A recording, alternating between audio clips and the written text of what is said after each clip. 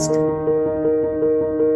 Welcome to Shifting Impressions, Conversations with the Realm of Beings, with me, Gretta Chamberlain, and the Realm of Beings. Shifting Impressions, which is one of the vehicles that supports the transmission of the Realm of Beings, is here to assist you in delving into your being by providing numerous topics and discussions for you to intake as you deepen your connection with your inner world. Shifting Impressions is here to assist you in strengthening yourself as you excavate to understand your true nature. Join us today and learn to shift your mindset, shift your thoughts, and shift your focus to recreate your life and produce a new you. Shifting Impressions starts now.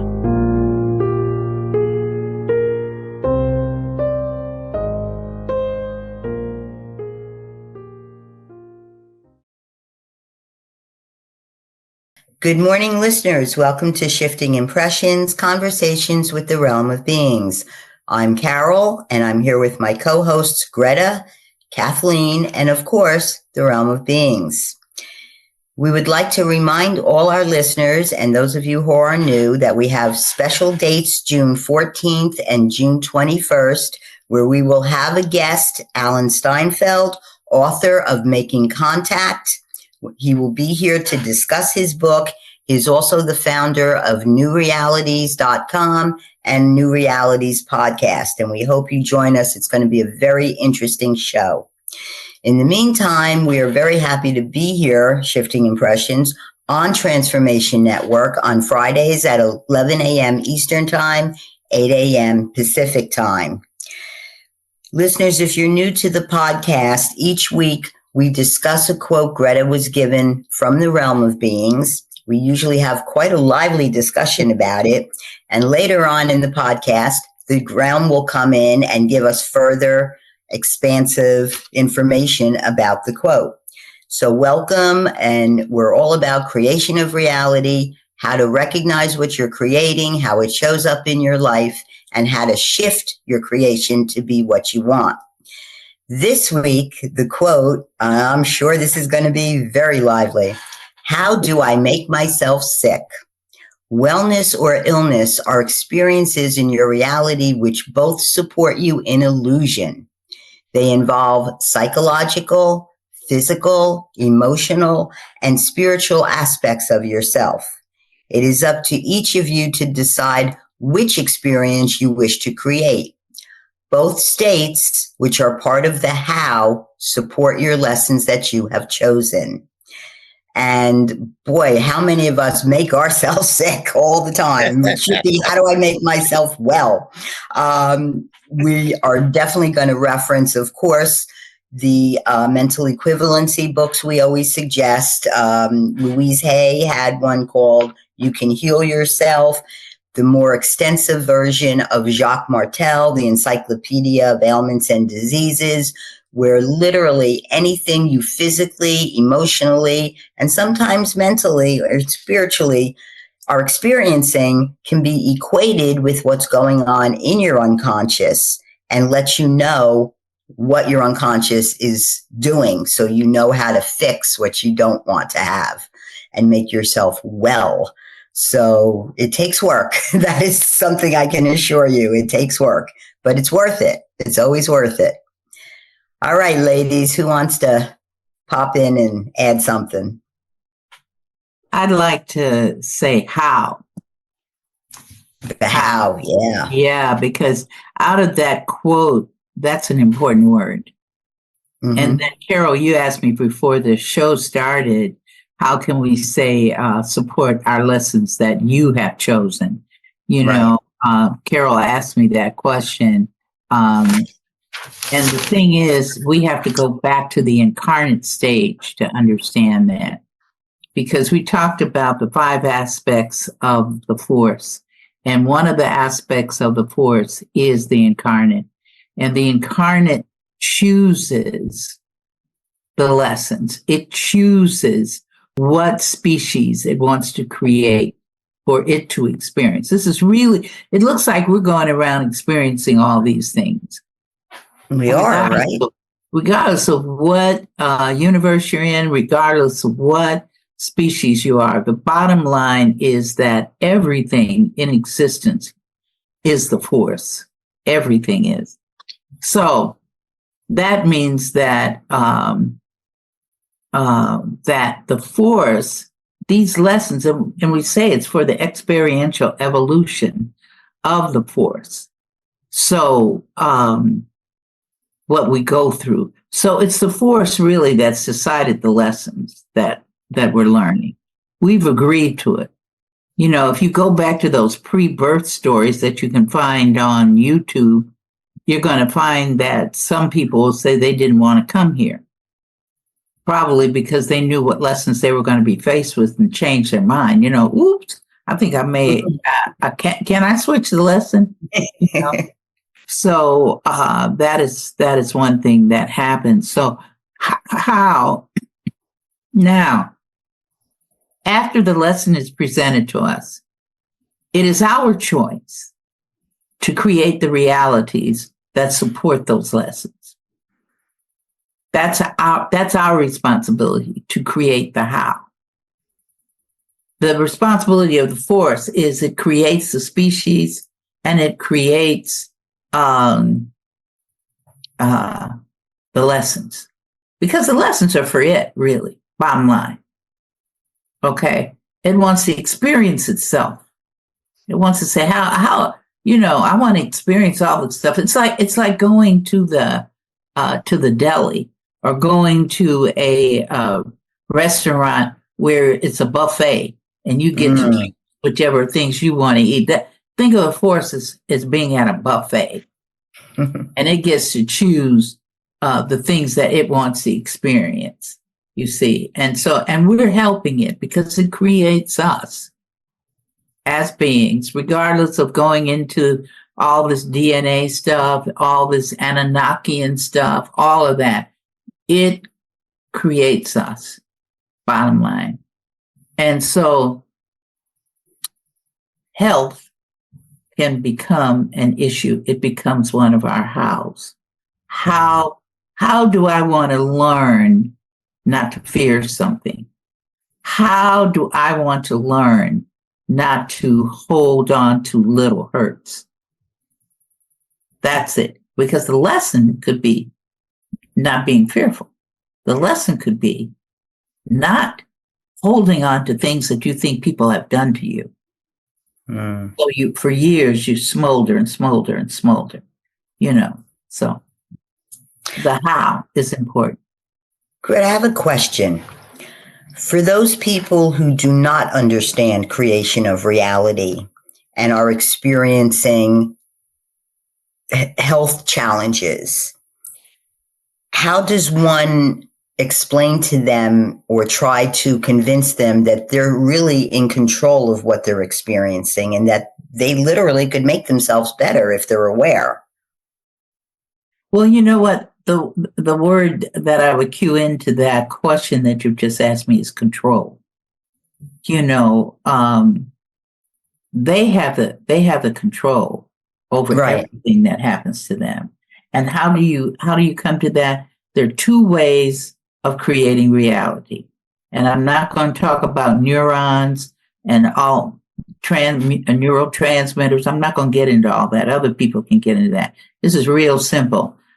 How you think is what you're going to get. So if you're thinking that you're not a well person, then guess what? You're going to create that for yourself.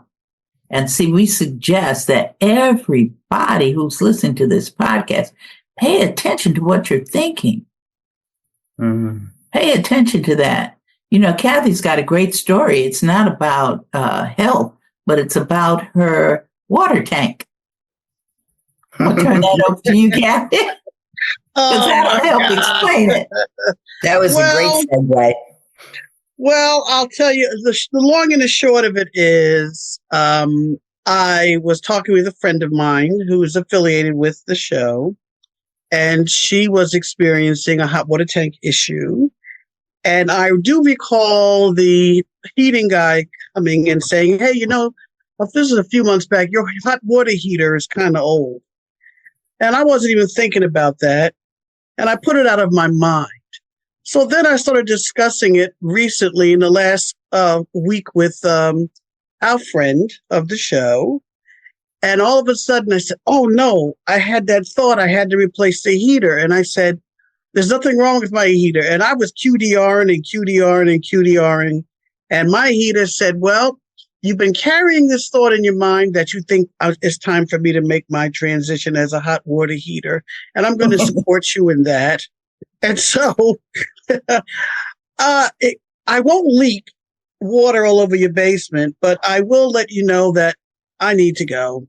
And so I did text my friend and I said, I'm no longer going to discuss any house challenges that I have with her, nor am I going to discuss any more health challenges that I might have with her, because apparently we keep manifesting this stuff together. And from now on, I'm only manifesting peace, joy, and ease in my life. But I do have hot water. And that's important. Another thought that just struck me is the familial connection, where people say things, and I know I myself say this, like, well, diabetes runs in the family. Or if you go to a doctor's office and they're asking medical history, they sometimes will ask you, did anyone in your family have heart problems or, lung problems or however? So it's almost like it's being projected onto us. And we have to recognize that we don't want to accept those illusions for ourselves personally, because it's very easy to get caught up in and just say, well, I'm part of the family, so obviously I must experience this also. And no, I don't think I want to. And I'm so glad you brought that up, because you are absolutely correct. And so I find myself wanting to check no to everything. I don't have any of that. And in my mind, I know they need to understand my health history. But the whole time I'm doing that, I'm saying I'm experiencing being in perfect health. I'm experiencing being in perfect health. I'm experiencing having a perfectly healthy heart. I'm experiencing everything. I just go right on down and just keep checking it off. And, but you're right. And a good example is a good friend of mine, a retired educator, said that I know I'm going to come down with diabetes because it runs in the family. And I said, well, why would you want to think that? She said, because it's a given. She believed it so much. Do you know she created diabetes and a very tough road for herself? So she's now in the nursing home. She's now in the nursing home and she's like 71 years old. And I'm like, good googly moogly. It's amazing. But I didn't realize, because most people don't know, the viewers don't know how I met Gretta. I was on a rollator. I was rolling around on the rollator. And when I found out that I was creating my back challenges, when I found out that each vertebrae in the back, each section of the back, basically tells you what your unconscious is thinking, what your thoughts are, and what your emotions are. A lot of it, some of it is lack of support, emotional support, lack of financial support. And then you're right, a lot of things run in families. Like I've noticed all of my siblings, we all have some kind of back challenge and some neck challenges. So when I think about our personalities, we are sometimes some very inflexible people who need a lot of emotional support and financial support. So I'm a believer, and I'm a walking testament that once I changed those thoughts, I changed needing that walker. Yeah, no, it's very important. And you mentioned the financial aspect, which I know part of the back is connected to that. A lot of times there's a class that I attended, a prosperity class, and one of the lessons or one of the things that we did was to actually write down what we were taught about money and how it won't come into our lives. And most of it were things like we grew up hearing, money doesn't grow on trees. You don't get anything for free. And those are those thoughts that your unconscious is still holding on to and creating in your reality. So be careful what you think, be careful what you say. And I've known that even before I met Greta, but Greta really hit it home for me. So, well, my mom, diabetes runs on my mother's side is diabetes. On my father's side is heart. And my mother used to always say to me, and this was before I was doing the facilitation or healing work that I do. And she would always say, "Oh, you're going to have diabetes." I told her, I said, "No, I'm not. No, I'm not. Yes, you are. No, I'm not." So it was like she was seeding me. "Oh, yes, you are. mm-hmm. Yes, you are. Yes, you are." And then one time I wound up in the hospital about something. I don't know what it was, something minor, but I wound up in there anyway. And she told me, she says, "Well, you have diabetes." I said, "I don't have diabetes." "Yes, you do." So in the blood, they have to pull your blood at the hospital anyway. So they pulled the blood, they looked at it, checked it. "Oh, no, you don't have diabetes." I said, "You see, I told you I didn't have it." Ha. But what happens? What is diabetes? Diabetes, all of us who are experiencing diabetes have some form of sorrow, because that's the mental equivalency to diabetes.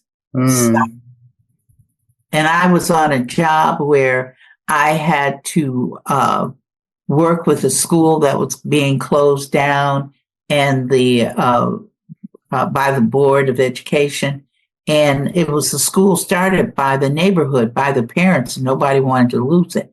And the teachers were crying. The children were upset. The parents were crying. So, and I was one of the spokespersons. So I didn't think I was taking that in. I said, "Oh, I'm all right." And then all of a sudden, one of the teachers told me, she says, "You're going to know when you have diabetes." And I'm going, just out of clear blue sky, because she was diabetic. Started having a discussion with me about it. And she says, "When you go to the bathroom, you're going to be urinating for a long time." She said, "That'll be a sign." Okay, so then what does my father do? He sends me a letter saying, or a note, I think it was a letter. "Greta, be careful. When you want to drink, you're craving for water, and you have to drink water. You have diabetes." I said, "Dang, all these people, I'm creating all these people to tell me this.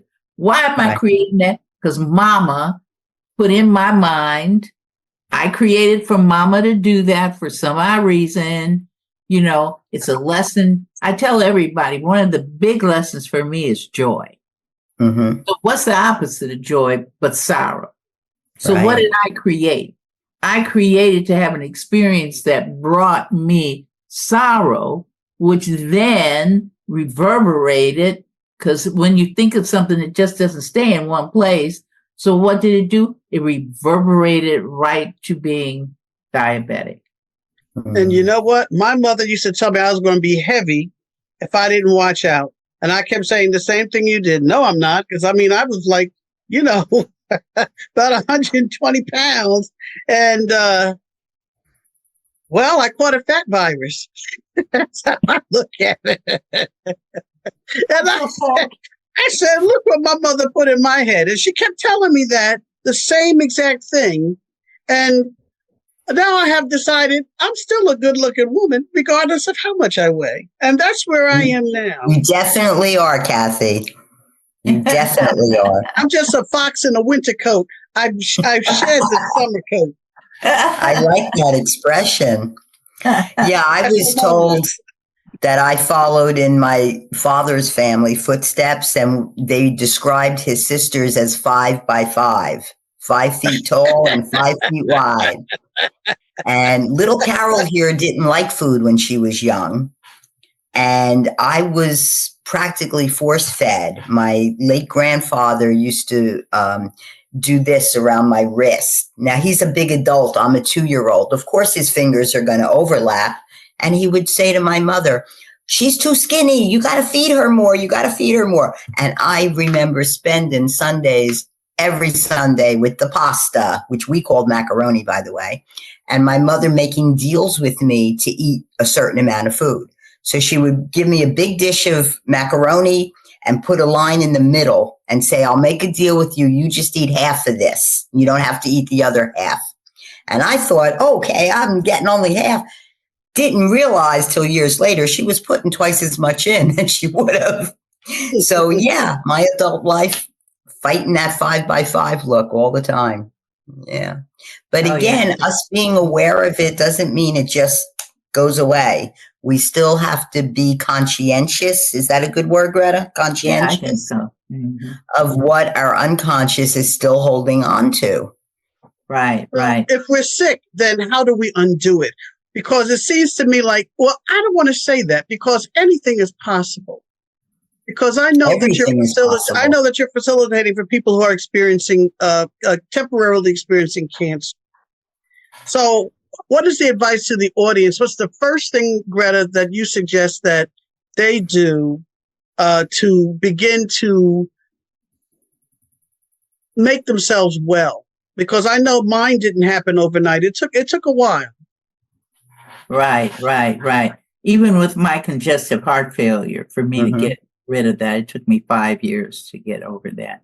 But in cancer situations, there's so many different types of cancer. But the bottom line of it is that you're holding on to little hurts. You think you got hurt over here. This person hurt me. My husband hurt me. My parents hurt me. My boyfriend hurt me, or my wife hurt me. Or my children hurt me. My children hurt me. Right.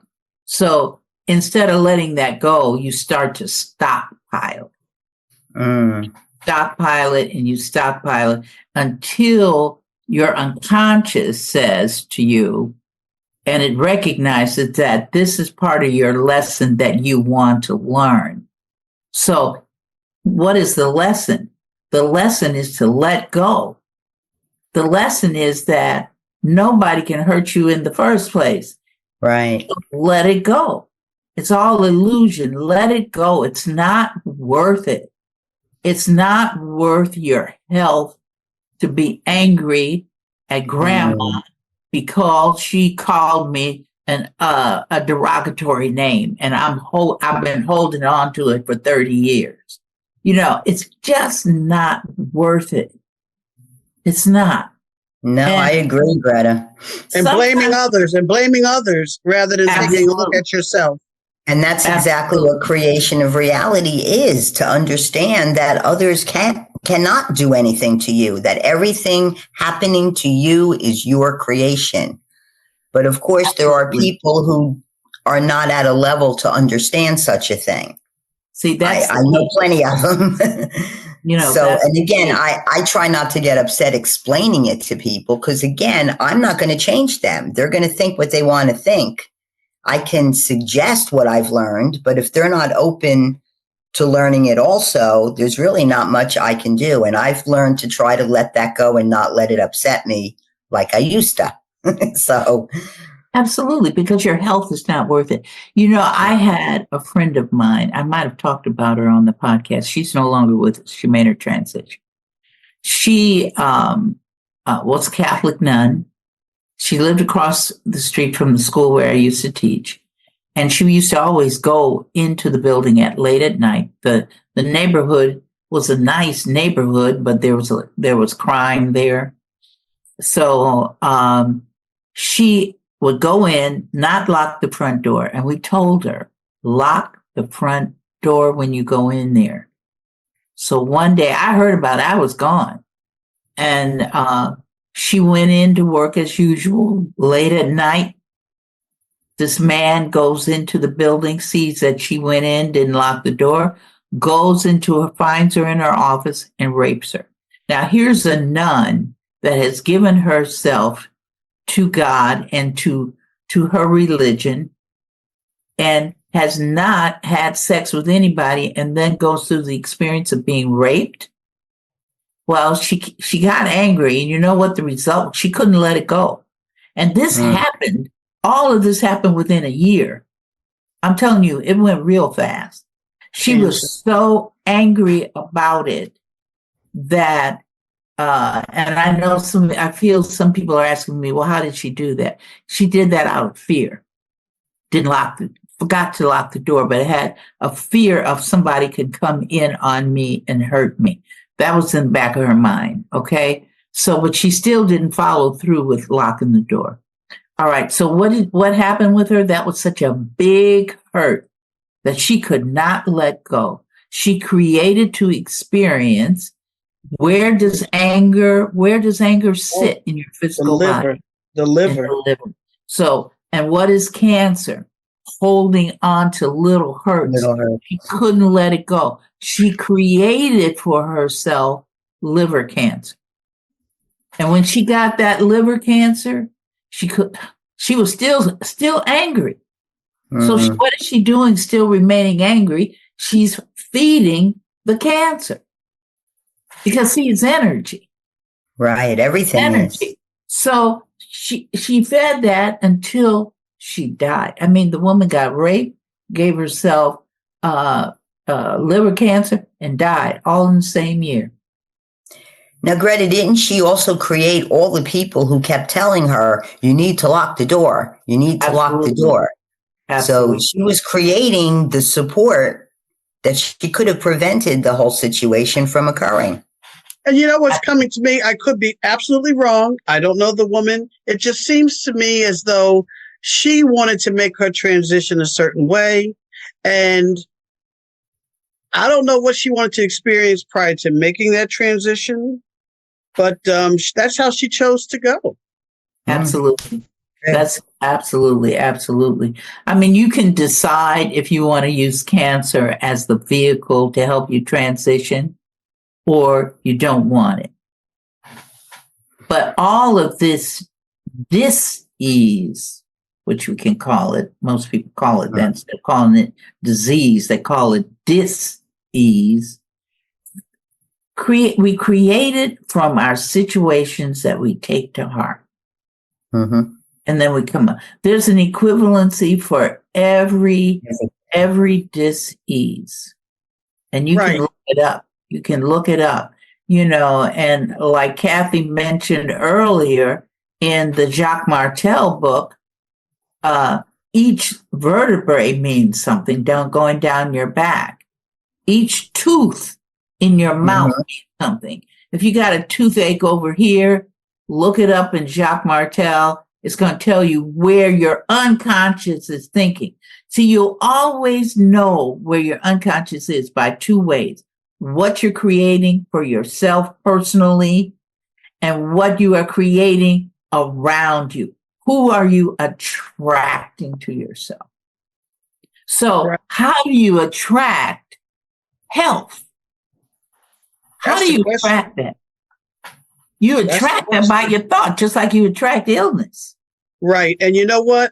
I lost my hearing, diminished hearing in my right ear, because I didn't want to hear any more about my husband's health and that he was deteriorating. I didn't want to see that happen in my life. So what happened? I created to have cataracts in a year after he made his transition. And I lost my hearing in my right ear.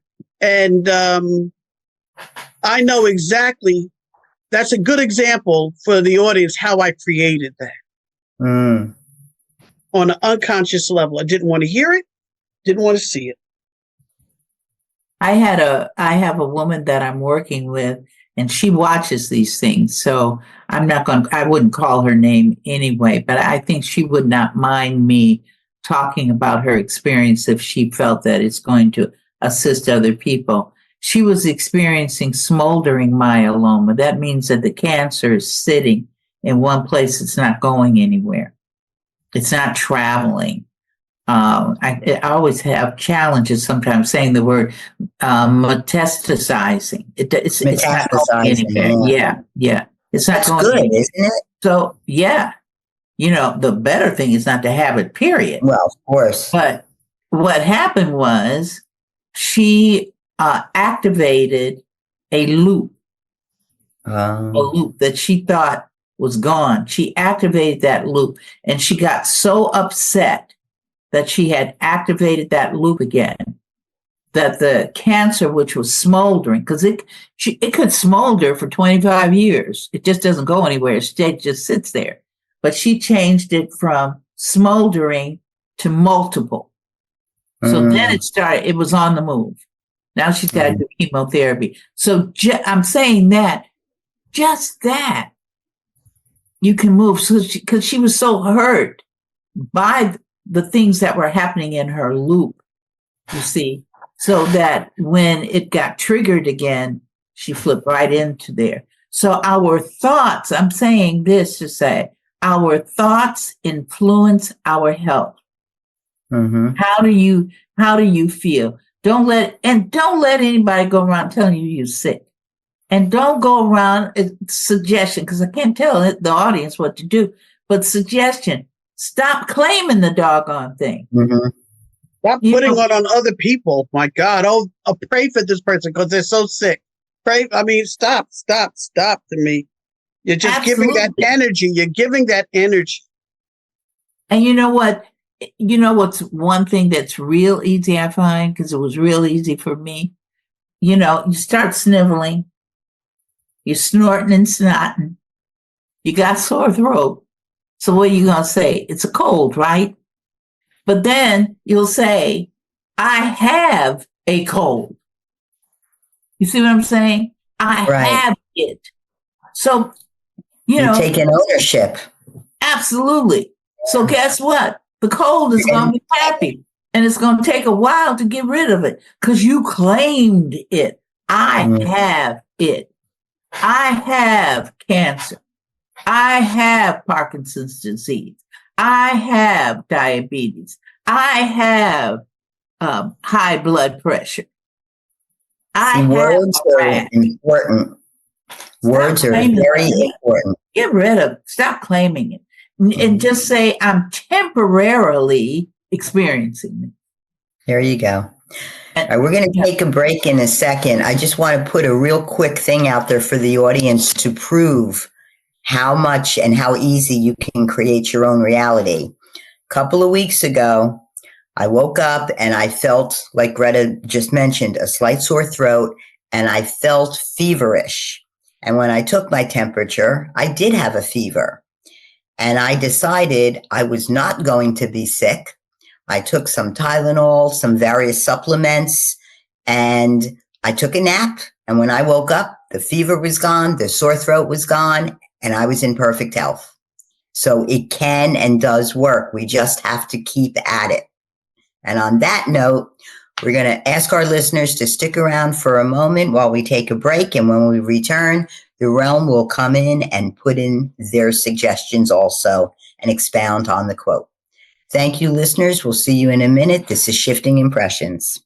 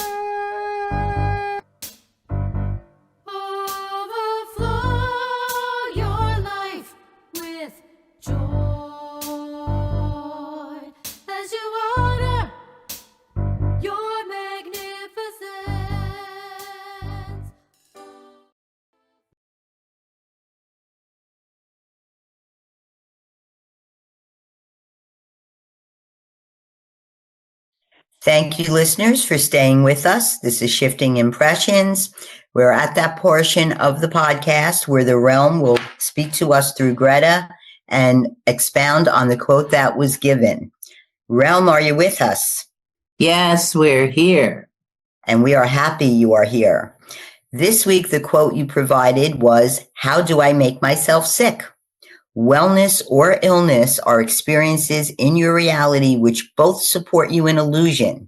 They involve psychological, physical, emotional, spiritual aspects of yourself. It is up to each of you to decide which experience you wish to create. Both states, which are part of the how, support your lessons that you have chosen. What have you to add to your quote, Realm? Wellness. Yes. We're adding wellness to our quote if we didn't put it in there, or we're stressing that today. And one thing we want to say is to the audience is to stop seeing yourself sick. I don't care what you've got. You could have leukemia. See yourself well.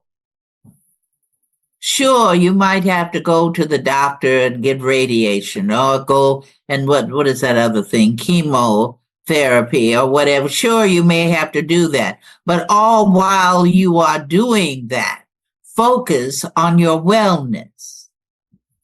Don't focus on, oh my, I don't feel well. I'm sick today. Don't focus on that. Stay, because you are the creator of that situation. Therefore, you can create another situation. You can go from illness to health, just like you can go from health to illness. So it's a decision. Where do you want to stay? If you create something that, oh my God, I gave myself cancer. Oh Lord, what am I going to do? Don't worry about it. Just sit down and say, okay, I want to know, how am I getting rid of this? Show me the way to get rid of this. What do I have to do? Sometimes you may have to go and do allopathic medicine with your regular doctor. Some of you will choose to go to a Chinese medical doctor. Some of you will choose to go to an osteopathic. Some of you will choose to go to your neighborhood healer. Wherever you go, see yourself healthy, because you are the ones, and you are the only ones that can make yourself well. Because see, the medicine you take, you've created to take that medicine. That's okay. Whatever kind you got, it's okay. However, notice and remember that you created to bring the medicine. You created to do the challenge, the health challenge. So therefore, you can change it, but you got to change it by thought. Because guess what? You got it by way of thought. Mm-hmm. It just didn't all of a sudden, you're experiencing it. You created it out of your thought. So if you created it out of your thought, you can uncreate it using your thought. You see. Don't sit down and moan and groan. See yourself healthy. We implore you to do that. We give a high suggestion. See yourselves healthy regardless of what you're going through. Yes, Carol, you were going to. No, I was going to say, Realm, there's a common expression that change your thoughts, change your reality. And I think that speaks in a summary of what exactly needs to be done. Because a lot of people will say, how do I change it? Or how do I think health? And again, I think it still comes down to the bottom line of loving yourself unconditionally, as you always say. Absolutely. But plus also saying, let's give an affirmation of health. I am experiencing being in perfect health at in all of my creations of reality at every moment. Define your experience. You don't have to keep a thing. Well, but you have to, we highly suggest you be proactive. You can't be passive about it and say, okay, well, that's it. That's being passive and giving up. This is not the time for you to give up. This is the time to seek perfect health and to know that you can manifest the perfect health because you manifested the opposite. It's all your manifestation. It's all your choice. Which way do you want to go? Well, if you get a headache, think, okay, I'm calming down, because headaches are stress. So let the stress go. Let the stress go. Is it more important to keep the stress and have a headache than it is to be happy? Yes, Kathleen. My question is this. How, I know I cannot convince anyone, but what is the suggestion for people? I'll just say they're super, super religious. And if they keep looking outside of themselves for healing rather than from within, let's just say, I'm praying and Jesus is my savior. And there's nothing wrong with that. I'm not saying there's anything wrong with that. But I don't know if it's me projecting or me seeing where sometimes that can just be such a limiting belief system. And I don't really know exactly how to frame that, except to say that, maybe it's just my own belief system, but people that seem to be very religious always want to pray outside of themselves rather than healing themselves. That's because that is all they know at the moment. So if that person, and to say limiting, I'm going to erase that word, Kathleen, for you, for limiting, because that's going into like a criticism of that person's belief system. Correct. Sorry. So we don't want to do that. If the person is praying, however they are praying, and they believe, see, this is the other component, they believe that their deity, that they believe in their lives, is going to bring them out of their dilemma. They truly believe that, then they will create that. It will happen. Okay. Because it's all by belief.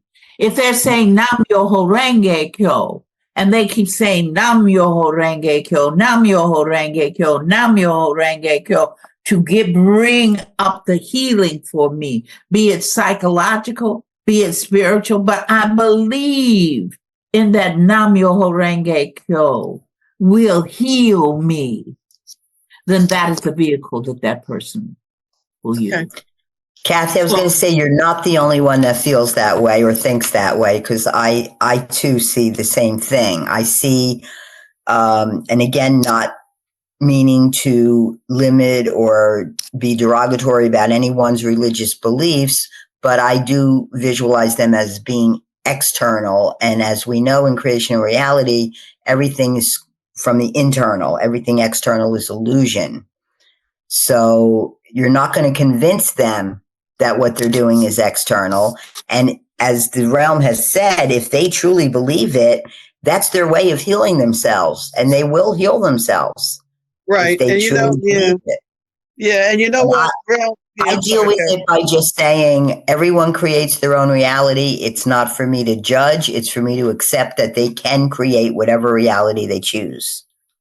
I agree. And, part of it is I'm trying not to go down into a sympathetic mode, but let's say when it's a very close family member, and I want them to understand that they can heal themselves, that they And if they want to use their religion and their deity as the realm says, I'm all for that. But I just want to make sure that I am not trying to save anyone. I got to make sure I'm not going into saviorhood with even with what I said. But sometimes just being who I am and understanding that I am learning myself and creating my own reality as I go, I have to honor and accept the reality that they are creating as well. But sometimes when it's someone that you love and it's like, you can lead a horse to water, but you can't make him drink. Not that I'm trying to equate the two realms, but sometimes it can take a toll on the other person that's experience that's not experiencing it. But let us say this, Kathleen. What we're saying, what we want to say to you is, if the person sees the person, a loved one, and continues to see that person sick, you see, that person was family member, and you're seeing the person sick. That's how you are putting it. You're supporting it. You're supporting them. Absolutely. You're increasing the energy to support the illness. Right. And to me, that's what all of the praying and all, that's what all of these, the constant messages that I'm praying, I guess that's what I'm trying to say. To me, I see them feeding the illness rather than seeing the person well. Absolutely. But see, the only thing is, guess what? What? That person's creating to get that. Yes, absolutely. Absolutely. Because the person who's ill, if another person coming, oh, I'm so sorry you're ill, guess what? The person who's ill created to hear that. That's right. Create support, support create. Absolutely. And they can also create the healing of their deity also as well. Absolutely. But see, if people come, many people believe, oh, this person is in 4th stage cancer and there's nothing that can be done. They put them in hospice. We're waiting. So what are you doing? You're saying that this person is getting worse and worse and worse without even realizing that, there are people that have gone into hospice because they put you in this reality. They put you in this place called hospice because they feel that you're not going to get better. But guess what? There have been many people that have fooled them, went in hospice and came out. Generally, hospice is equated with giving up, I feel. It's almost like it's giving really up. But if someone chooses to not give up, they can make themselves better. Absolutely. So the person decided, I'm not dying today. I'm not ready. And got better. And even got better to get better. You understand what we're saying? So if you have someone in your family or a friend that is going through some type of health challenge, we suggest, instead of giving your emotions to them being ill, give your emotional energy to them being well. Tell them, you're looking better every day. You're strong. You can get through this. We see you well. I don't see you sick. I see you well. Come on, let's get on it. Let's do it. I see you well. Because let me say something like this. You see, Gretta has an example. I'm going to use it. When she talks about the hands, up here, this right hand is the illusion of illness. But down here, you're the force. And what is the force but perfect health? So when you say, I am experiencing perfect health, you are claiming the bottom part of this. You are claiming your perfection. You are claiming your divinity. Because each one of us, even the cicadas that are out here now, are divine. And through the divinity that we have, when we touch that, we heal. But we got to touch it. Sorry. That's all right. I'm just so talkative today. Kathy brought up a word and it triggered something in my head. She talked about sympathetic and going into saviorhood. And as someone who's quite empathic, I tend to cross that line way too often, but I'm more aware of it now. Could it also be said that a lot of times people who are claiming these illnesses are doing it because they're seeking sympathy? They're seeking the energy to strengthen the illness. Yes, because everything is creation of reality, Carol. Right. If you come into the hospital to visit a friend and they look like they're on death's door, and you say to them, "I'm sorry that you're going through this," then of course you're feeding them to continue that journey of going through this. And that means that, see, you can't say anything to another person unless that person is receptive to it. And if that, and sense, and unless that person is creating that. To hear it. Right. You see. So we say again, be positive. You're doing better. You can get better. I mean, many times in this world, people say miracles. It's not a miracle. A miracle didn't happen. You changed your thought. You change your thought. So you change your thought, you change your experience. But they call it a miracle. It's not a miracle, audience. It's you. You shifted your impression. Absolutely. If you want to talk miracle, you are the miracle itself. Because you are in charge. And you are able to say, I'm going to do this, I'm going to do that. You see, I've decided that I'm going to be well. Haven't you heard of people that all of a sudden they were ill and then all of a sudden they became perfectly healthy? I'm sure everybody's heard that stories like that. Yeah. It's and that's because they changed their thoughts. Thought comes first, then emotion. Thought, oops. You say, I'm sick, I'm not feeling well. Change that to, I'm experiencing perfect health. Instead of saying, oh, I'm sick today.